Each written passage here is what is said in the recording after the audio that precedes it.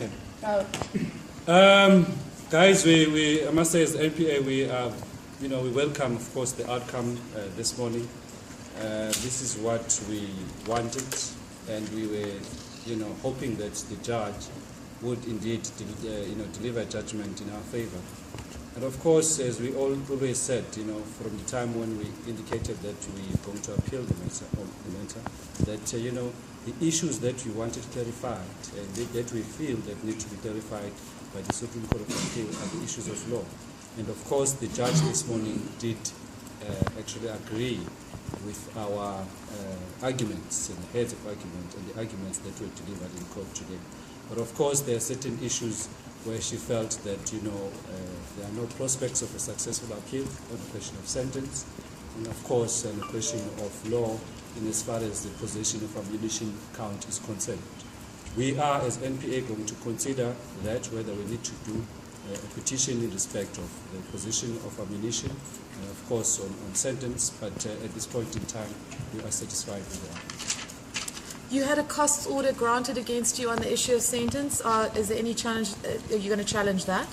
Look, we as I said, the judgment was delivered a few minutes ago, so there are certain issues that obviously we need to go and discuss as NPA. But as the order stands, of course, we need to respect and implement it. And what kind of timeline are we looking at, Nati? Because he's eligible for parole in September. We both know that the SCA does take some time to...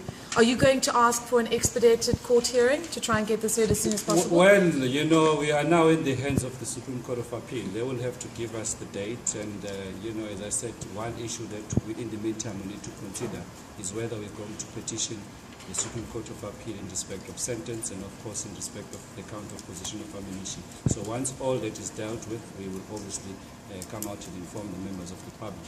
But in the meantime, I think we'll wait for the Registrar of the Supreme Court of Appeal to, give us a date for arguments. Will you argue that this is urgent?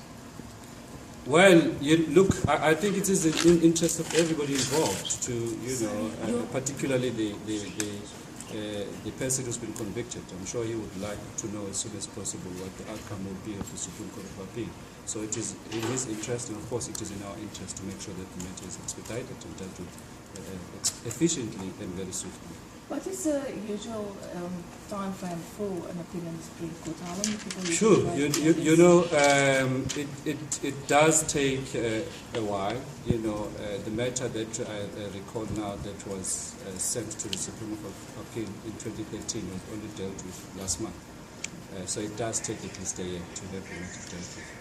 But some matters, So unless you take this extraordinary measures, he will be out of prison very likely when this appeal is heard. Look, it's not up to NPA, and we're not going to try and put pressure on the Supreme Court of Appeal to do what we wish and trying to circumvent the processes. So our hands are tied in this matter. And then also on a point of a win, considering there's been a lot of criticism about the NPA and charges like the Devani thing, public outcry. Do you feel a little bit better after winning this round? Well, it's not about winning.